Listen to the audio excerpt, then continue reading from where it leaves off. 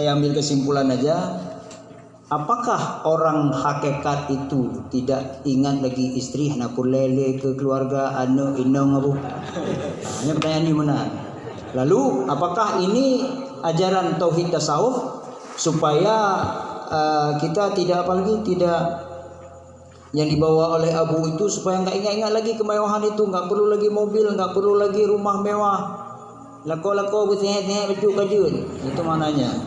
Apakah ini yang dimaksud orang hakikat itu? Kita nggak butuh lagi. Ini nana demeng. Terus disampaikan lagi, wate tamu dikir, ini dulu. Wate tamu dikir, hana ingat kecuali Allah. Hana ingat tabu-tabu. Berarti wate likam dikir ingat lom. Nah, itu yang ditanya. Intinya begitu. Wate tamu dikir, la ilaha illallah. Kita nggak ingat, lupa. Ini nggak ingat diri lagi. Begitu selesai, la ilaha illallah. Kada ingat lom. Apakah begitu? Dipertanyakan apa? Pahala, yang dah baca. Bagaimana cara untuk tidak teringat lagi kemauan diri yang ada kemauan Allah? Apakah kita harus buang semua yang ada pada diri ini? Bagaimana caranya? Pu yang nabado boh madu. Nah, begitu Bu. Panjang sekali Bu, intinya.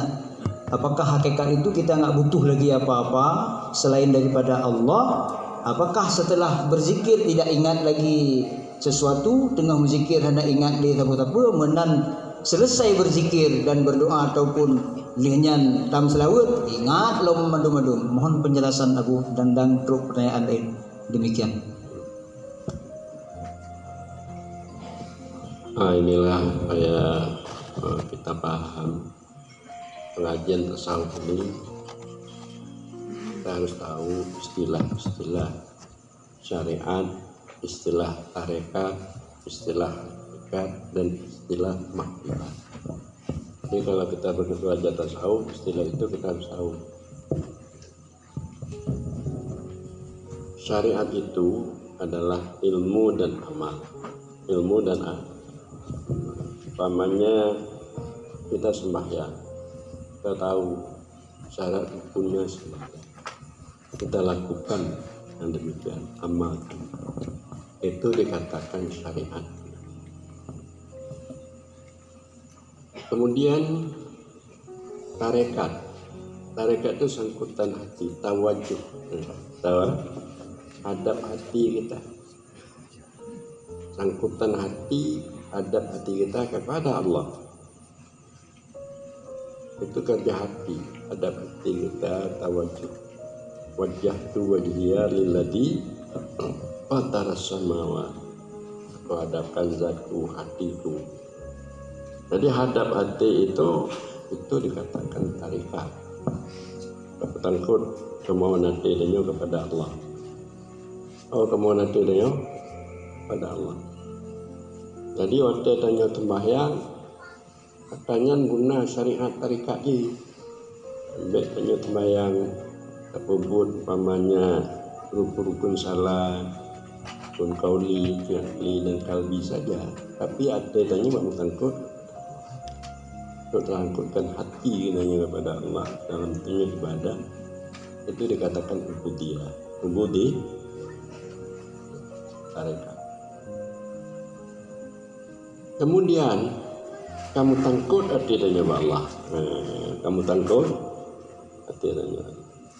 Maka cara kamu tangkut hati nanya kepada Allah terlihat di dalam batin tanyo sifat-sifat kebagusan.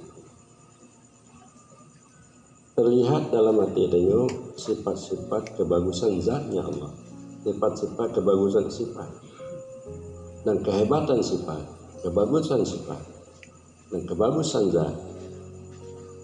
Jadi itu dikatakan hakikat sehingga hilang lainnya. Tidak teringat tanyo sifat-sifat kebagusan istri tanyo, sifat-sifat kebagusan anak tanyo tidak teringat. Sifat kebagusan usaha tanyo untuk mengatakan yang ada kegaduh penuh.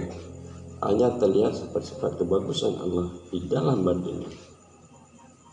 Baik sifat-sifat kebagusan diri tanyo, sifat-sifat kebagusan lainnya hilang. Itu dikatakan hakikat. Hakikat. Jadi setelah kita bertarekat itu hakikat. Hanya Allah. Tidak ada lainnya.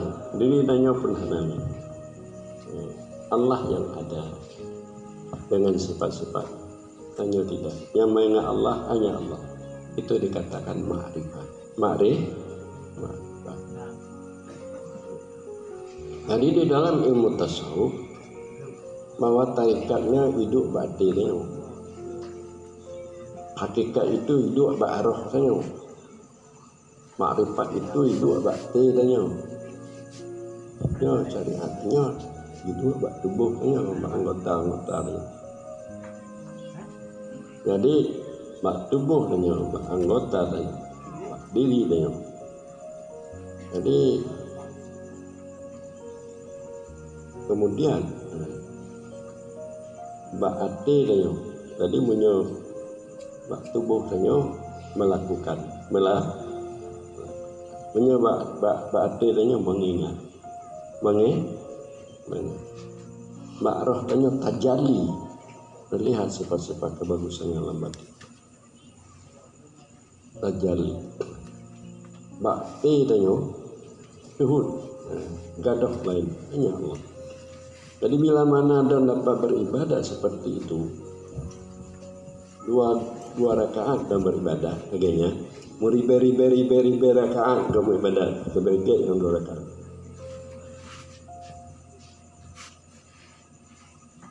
Baik hantuk tingkatnya, 2 rakaat sembahyang orang zuhud lebih bagus daripada 2000 rakaat daripada sembahyang orang mujtahid. Dia mujtahid tahu hukum. Pandai dia untuk mengambil hukum. Tapi dia tidak zuhud. Ada orang tidak mujtahid, dia zuhud. Lebih bagus 2 rakaat orang zuhud. Apalagi kalau dia 2 rakaat dapat bermakrifat, makanya orang-orang kalau dibaca dalam kitab Kabul Imam, bagi orang yang pas syariat tarikat hakikat makrifatnya dalam beribadah, tiap malam dia dapat fadilah Lailatul Qadar. Tiap malam dia dapat fadilah. Bagaimana Lailatul Qadar? Yaitu mendapat Lailatul Qadar itu lebih baik daripada 1000 bulan atau 83 tahun. 80 tahun dia beribadat awaknya semalam, ibadat lebih baik ibadat lebih. Jadi seperti itu. Kalau kita lihat di dalam kitab Fikahul Imam, orang yang dapat melakukan ibadat syariat tarikat hakikat makrifat, dia dapat malam Lailatul Qadar. Fadilatnya. Dan kemudian pertanyaan tadi, sebenarnya itu satu paket. Dalam tasawuf satu paket, syariat, tarikat, hakikat ma'rifatnya satu paket. Lagi kendekengkus matang, iman, Islam, tauhid, ma'rifat, bak hakikat, taboh makna, yang kekupana dengan din, agama.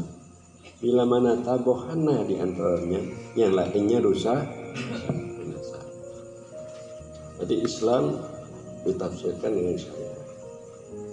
Iman ditafsirkan dengan tarikat, hakikat dengan hakikat. Jadi bersungguh-sungguhlah Anda belajar tasawuf ya, karena ini adalah ajaran ihsan. Jadi untuk kita beramal, kita harus yaitu meningkatkan ilmu tasawuf dan kesucian, ilmu ihsan kita. Jadi kamu di dalam bertarikat, nadam tawaduh, warakina, fadlan ilal ihsan, waktin lana ya Rabbi bil mutabakasan, nubu'i kamu ngengkarunya belum karena mati dalam iman kamu. Jadi itulah mutabakasan. Antak mudallah ka'annaka tarah wa illam takun tarah fa innahu yarah. Itu yang diberikan oleh ulama dengan tasawuf dan kesucian. Jadi pakiban urang berhakikat kan wahana syariat nih ji sama pakai ji lazim malzum antara hakikat dengan syariat lazim malzum antara hakikat dengan dalam pendapat ulama tasawuf syariatnya ibarat bakai tarikatnya ibarat sabun kai hakikatnya ibarat boh kai jadi boh kainya itu cabungnya itu pokok bak jadi anda bisa dipisah-pisahkan katanya urung yang berhakikat urung yang kana boh kai kaditik bak kainya nah jadi bak orang na bak kai hana perle bak kainya biana aja bandungnya benar syariatnya ibarat ruhu tarikat ibarat atau hakikat ibarat mie atau dalam istilah lain syariat ibarat kapai tarikat ibarat laut hakikat ibarat mutiara dia kait itu awallah Abu ya